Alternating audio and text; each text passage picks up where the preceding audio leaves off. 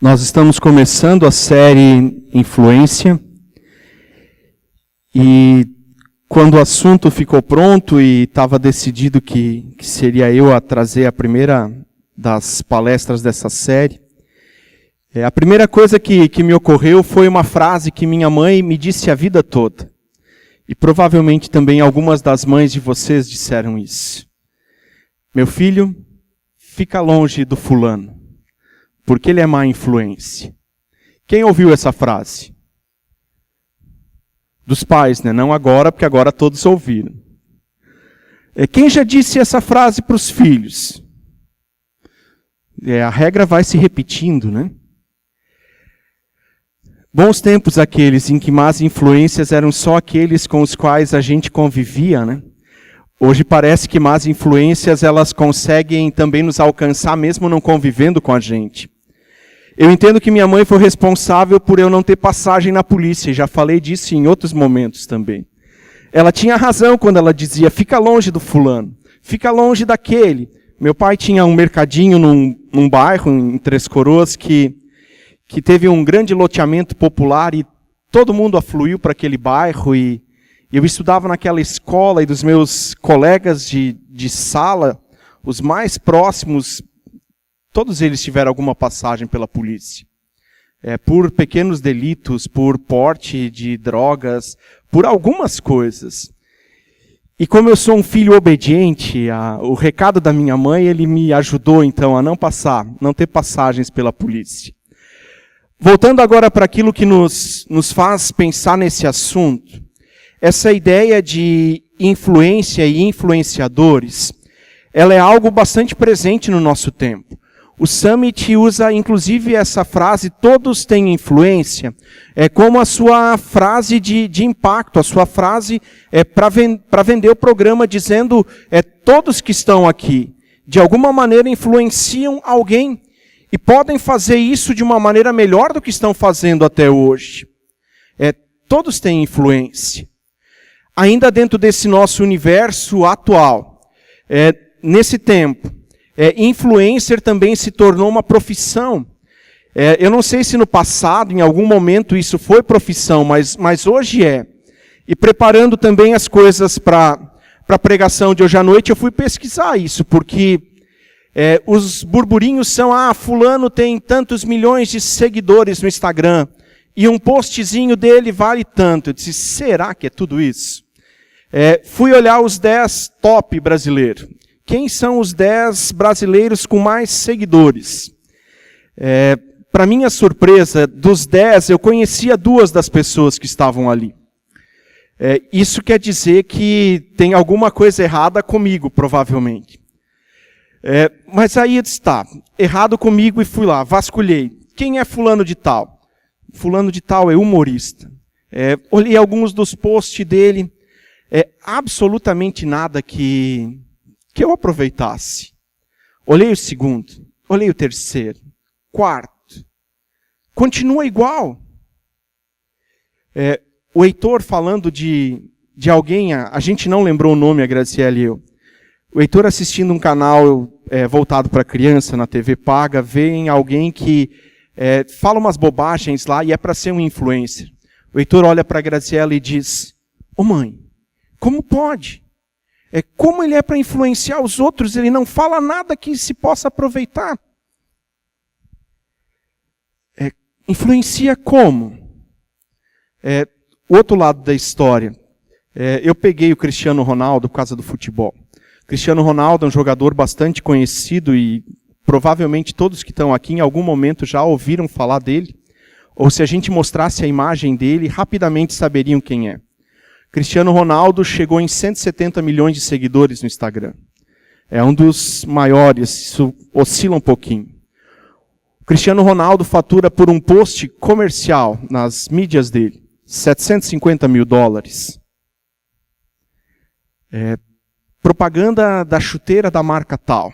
Ele posou com uma chuteirinha na mão. Dispara o número de vendas.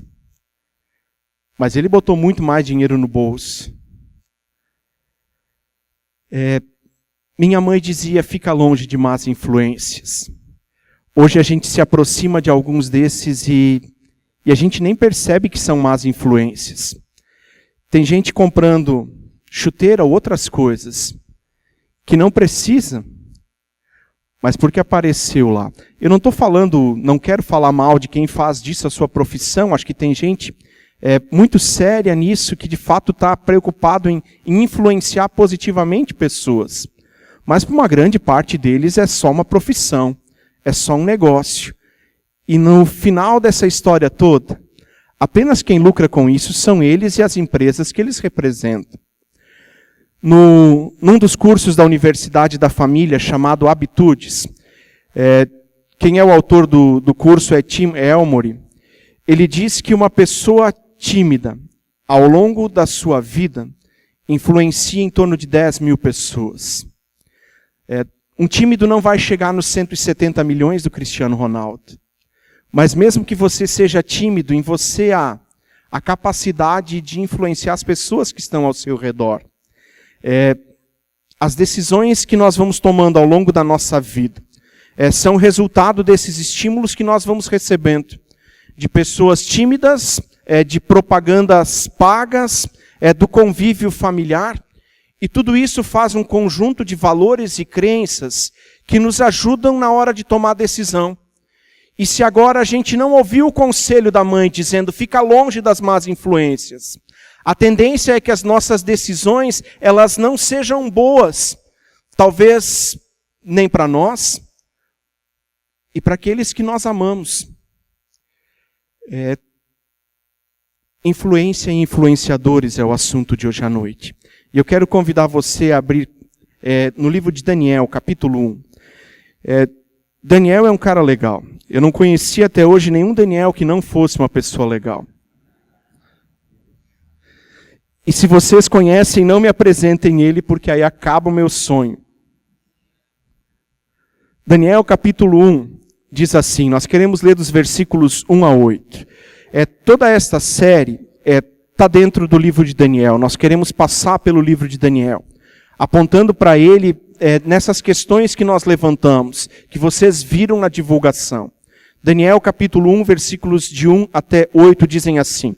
No terceiro ano do reinado de Jeoaquim, rei de Judá, Nabucodonosor, rei da Babilônia, veio a Jerusalém e a sitiou. O Senhor entregou Jeoaquim, rei de Judá, nas suas mãos, e também alguns dos utensílios do templo de Deus.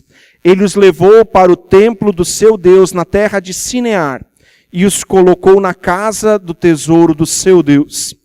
3. Depois o rei ordenou a Aspenaz, chefe dos oficiais de sua corte, que trouxesse alguns dos israelitas da família real e da nobreza, jovens sem defeito físico, de boa aparência, cultos, inteligentes, que dominassem vários campos do conhecimento, e esses fossem capacitados para servir no palácio do rei. Ele deveria ensinar-lhes a língua e a literatura dos babilônicos. 5. De sua própria mesa, o rei designou-lhes uma porção diária de comida e de vinho. Eles receberiam um treinamento durante 3 anos, e depois disso, passariam a servir o rei. Entre esses estavam alguns que vieram de Judá: Daniel, Ananias, Misael e Azarias. O chefe dos oficiais deu-lhes novos nomes. A Daniel deu-lhe o nome de Beltesazar, a Ananias Sadraque, a Misael Mesaque, a Azarias Abednego. Daniel, contudo, decidiu não se tornar impuro com a comida e com o vinho do rei, e pediu ao chefe dos oficiais permissão para se abster deles. Até aqui. A história do livro de Daniel, ela é do tempo, ela é contada, ela acontece, ela é vivida. No tempo do exílio babilônico. Um primeiro grupo de judeus foi levado para a Babilônia. Isso por volta do ano 605 a.C. Nabucodonosor já é o rei e ele vem em 3 incursões militares contra Jerusalém. A primeira em 605, a segunda em 597 e a última quando definitivamente Jerusalém é destruída no ano de 586. Nabucodonosor, ele sitia Jerusalém por 2 anos e meio nessa última incursão. Corta o suprimento de comida, corta o suprimento de água, e o povo de Jerusalém começa a morrer de fome dentro das muralhas que eram fortificadas e muito difíceis de serem derrubadas. Mas ele consegue entrar. E ele entra e passa a espada em mais ou menos 1/3 da população que ainda morava ali. 1/3 deles ficam na cidade para morrer de fome. Imaginem o cenário disso. E 1/3 ele leva de novo como cativeiros para a Babilônia. Daniel é um jovem judeu que é preso, que é cativo, que está exilado na Babilônia. Dentro desse primeiro grupo que por volta de 605 sai. Nós sabemos disso pelo versículo 1. 3º ano do reinado de Jeoaquim. Esses foram os últimos anos de existência do reino de Judá. E ela cai por uma razão muito simples. Deus, quando tira o povo dele do cativeiro no Egito, isso está lá no começo de Êxodo, ele tira eles de lá, eles passam uns 40 anos no deserto, e Deus propõe uma aliança com eles. Através de Moisés, Deus diz, é simples, eu quero ser Deus de vocês, e está aqui algumas coisas que eu espero de vocês. Vocês assinam esse tratado, vocês colocam a rúbrica de vocês em cada uma dessas páginas, vocês topam essa aliança comigo? E o povo responde em uníssono, sim, é o que nós queremos ser o teu povo e você vai ser nosso Deus. Ao longo da história, se você já leu o Antigo Testamento, se você leu partes dele, você já percebeu que isso não foi assim. O povo tinha alguns momentos muito breves e curtos, onde eles andavam com Deus e a grande parte do tempo eles estavam longe, faziam aquilo que Deus reprovava. Eles não cumpriam a parte deles no acordo. E Deus se cansou disso. Deus mandou profetas com avisos, Deus insistiu em avisar e o povo não voltou atrás. E Deus tira sua mão. Deus diz, eu tentei cumprir a minha parte no acordo, mas vocês não fizeram nada por isso. A partir de agora, é por conta e risco de vocês. E Nabucodonosor é aquele então que entra em Jerusalém, como juízo de Deus. O povo que está ali, o povo que vai percebendo o que vai acontecendo. Eu não sei se eles fazem essa leitura de que isso é castigo. Mas se eles fossem leitores, se eles fossem participantes do culto, isso rapidamente deveria vir à mente deles, de que aquilo que eles estavam vendo, estava acontecendo porque eles não fizeram a parte deles, que era muito simples, que era colocar Deus em primeiro lugar, que era estabelecer um relacionamento com Ele. Mas eles não fazem assim. Primeira coisa, então, agora dito do contexto onde isso acontece. Versículo 8 diz que Daniel tomou uma decisão. É interessante que a proposta agora é feita para alguém que está preso. Daniel não tem liberdade. Daniel é alguém que foi levado como escravo para a Babilônia. Mas ainda assim, porque o versículo 3 diz que o rei mandou escolher jovens sem defeito, de boa aparência, agora ele está numa posição especial. E ele é colocado numa situação em que ele vai desfrutar de tudo aquilo que existe de melhor na Babilônia. Ele vai desfrutar daquilo que o rei come e bebe. Eles não eram gaúchos e provavelmente a dieta deles não era baseada em tanta carne como a dos gaúchos. Mas eu sempre, quando penso na comida de um rei, eu penso nisso. Um monte de tipos de carne, assadas no espeto, com sal grosso. Porque churrasco é só assim, né? No espeto e com sal grosso. A proposta do rei para Daniel é essa. Você vai desfrutar, você vai comer da mesma comida que eu como. Eu duvido, a gente não conhece reis no nosso tempo. Mas eu duvido que o rei comesse coisas ruins. Eu duvido que ele tomasse aquele vinho colonial, que tem mais sabor de vinagre do que das uvas. Mas Daniel toma uma decisão. Versículo 8 diz assim: Daniel, contudo, decidiu não se tornar impuro com a comida e com o vinho do rei. O texto não fala de tempo e parece que a resposta de Daniel é imediatamente depois da proposta que Aspenaz traz, dizendo: o rei escolheu vocês para colocar vocês à parte. Vocês vão ter uma comida especial, vocês vão comer a mesma coisa que o rei come. Não dá tempo para Daniel pensar a resposta, a decisão dele. Ela vem de bate-pronto. Ela é fruto daquilo que está no coração dele. Ele não precisou consultar o sumo sacerdote. Ele não precisou consultar um sacerdote. Não precisou consultar um profeta. Não pediu para os amigos dele o que eles achavam. Ele simplesmente diz: eu não vou fazer isso. É uma decisão baseada em coisas que a vida ensinou para ele. Tem momentos na nossa vida em que a gente precisa conversar com pessoas sobre as decisões. Mas com Daniel não foi assim. Daniel toma uma decisão e, lendo o texto, quando eu me deparei de novo com esse versículo, eu pensei: mas por que ele toma essa decisão? Porque ele abre mão do banquete que o rei está oferecendo. Na sequência do texto, e vocês podem ler ele em casa, ele troca o banquete do rei por verduras. Vamos falar sério. Quem vai trocar o churrasco? Hoje de manhã eu falei do marreco assado com repolho roxo. Quem vai trocar isso? Por uma meia dúzia de cenourinhas e 3 folhas de alface. Não adianta você olhar para mim dizendo: Daniel, eu sei que você não trocaria, mas eu trocaria. Duvido. Duvido que se colocar os 2 pratos, um do lado do outro, você vai descartar aquele e ficar só com o alface. Bom, a gente também vive tempos diferentes. Talvez tenham alguns que topem isso. O que leva ele a tomar essa decisão que é fora do padrão?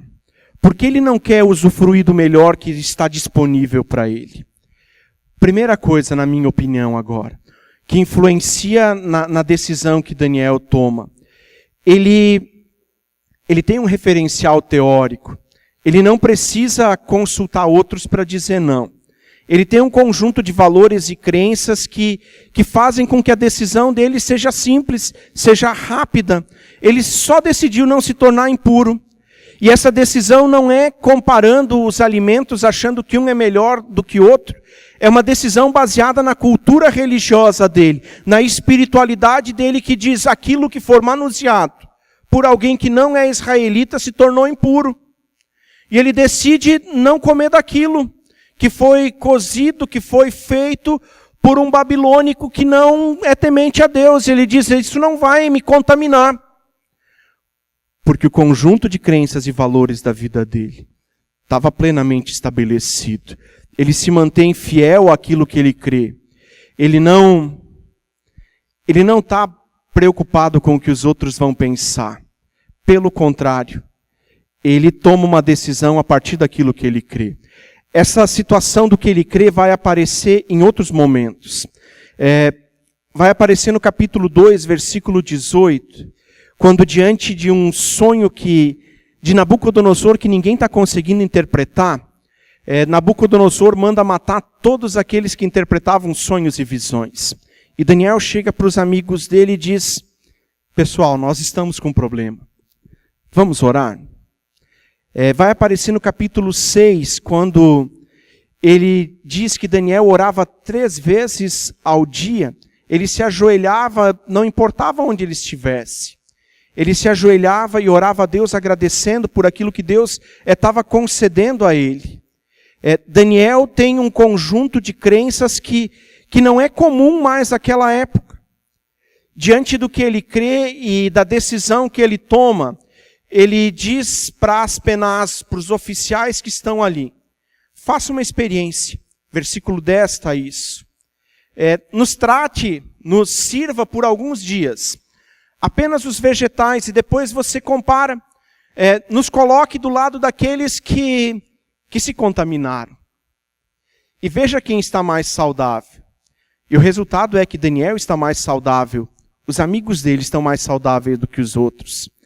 O que me chama a atenção é que essa não é a resposta padrão da expressão religiosa de Daniel, do povo ao qual ele pertence.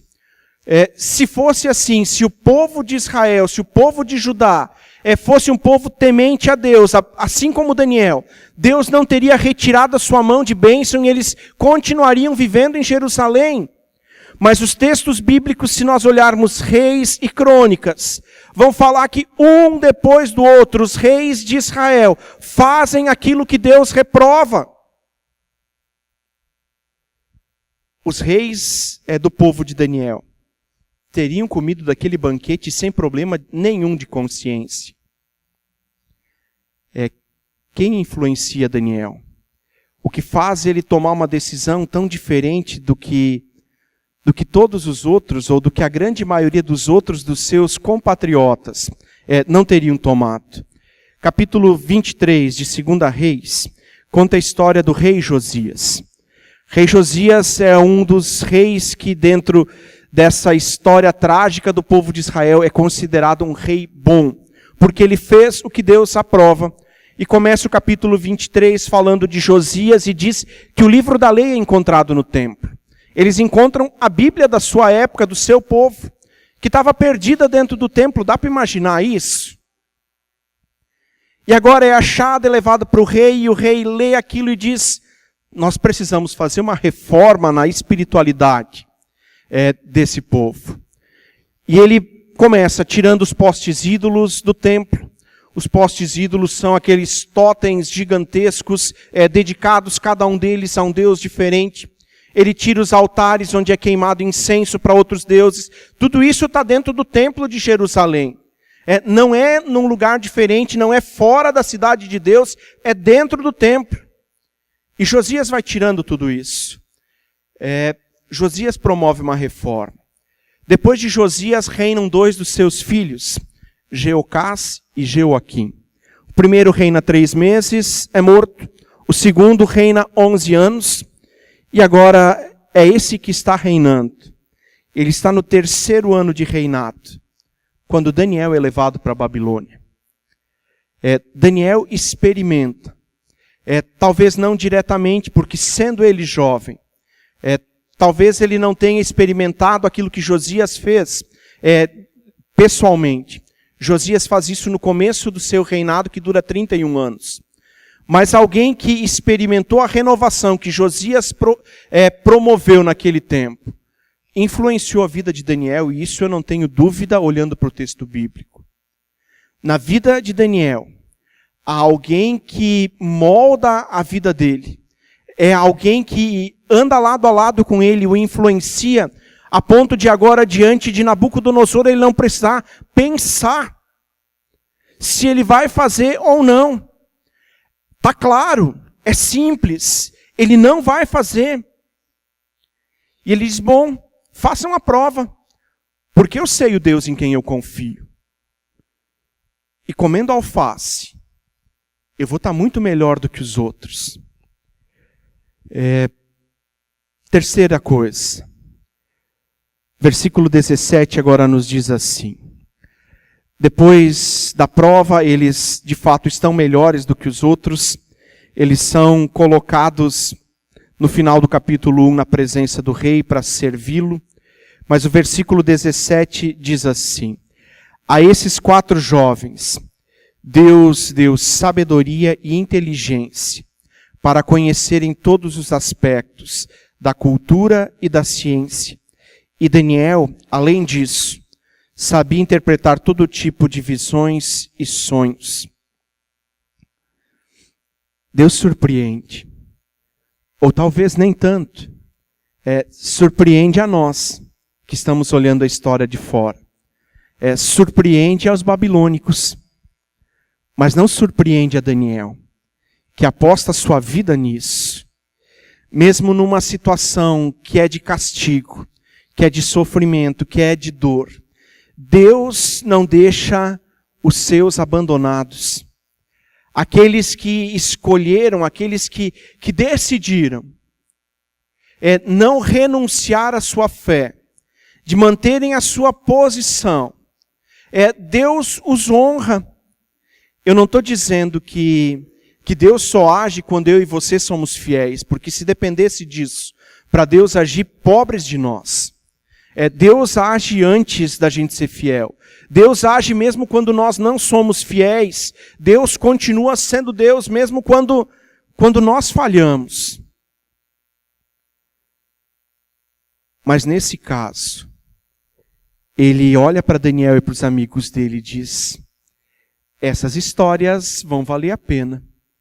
Essas histórias vão ser contadas nas próximas gerações. O cristianismo, ele tem se tornado uma coisa um pouco estranha. Um grupo de pessoas que diz seguir Jesus, mas que não tem um senso crítico para dizer não para algumas coisas. E a gente não trata as coisas em termos de pureza e impureza como os israelitas faziam. Mas a gente sabe que tem coisas que Deus não deseja que a gente se envolva nelas. Tem outras que Ele deseja que a gente se envolva e a gente não faz.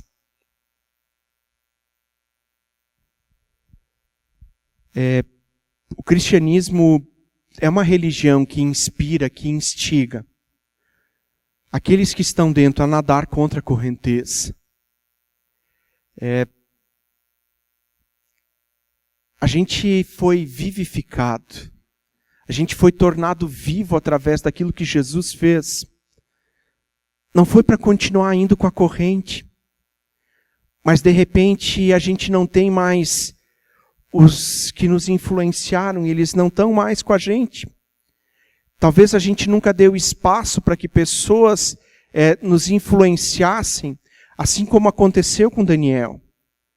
E as nossas decisões agora, elas não refletem aquilo que nós falamos crer. As nossas decisões nos colocam na vala comum.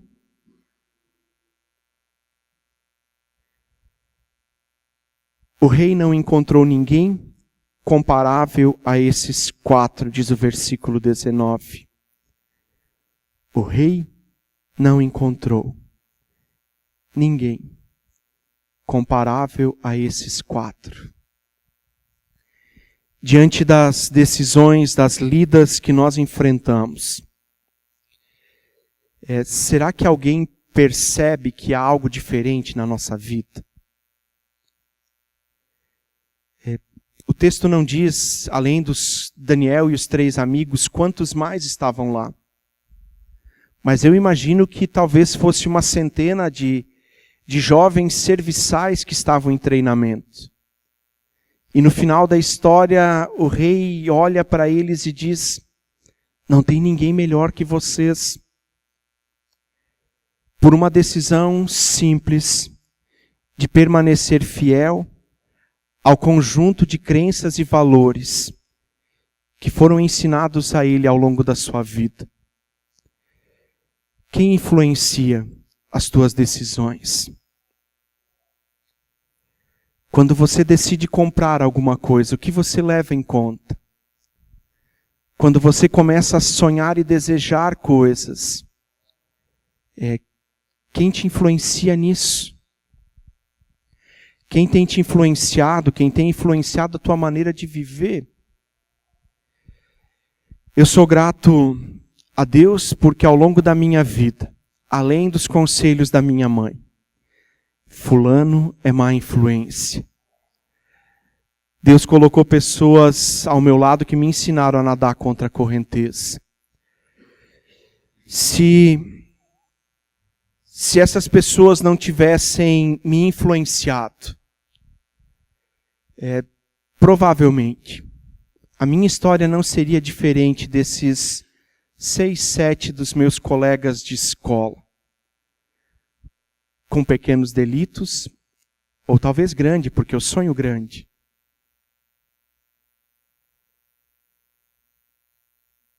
A partir do momento em que eu chego na igreja, Deus coloca pessoas ao meu lado que moldam em mim um novo conjunto de valores.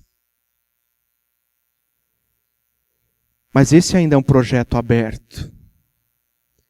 ainda tem muitas coisas que precisam ser mudadas e Deus tem colocado pessoas ao meu lado. Mas a arte de dizer não só é possível para quem vai conhecendo quem Deus é e escolhendo a cada dia seguir com Ele. Nosso assunto é influência, e os influenciadores, aqueles que fizeram Daniel ser o que ele é, tomar a decisão que ele tomou, os nomes deles não aparecem, mas certamente foi alguém que andou próximo dele. Influenciar é o papel daqueles que nós permitimos ficar perto de nós. Eles podem ser boas influências ou más influências. Dependendo quem eles são, as nossas decisões vão ser boas ou vão ser ruins. As nossas decisões vão nos ajudar a viver a nossa fé de uma maneira viva, ou vão nos levar para o fundo do poço. Influenciar é o papel daqueles que nós permitimos que fiquem perto de nós. Escolha quem vai ficar perto de ti. Escolha de quem você vai se aproximar. Decida, assim como Daniel decidiu. Ficar puro. Não se contaminar com todas as propostas que há por aí. Siga a nossa comunidade nas redes sociais para receber conteúdo exclusivo, avisos e eventos. É só procurar Comunidade Apóstolo Pedro no Facebook ou Instagram. Ou acessar o nosso site apostolopedro.com.br.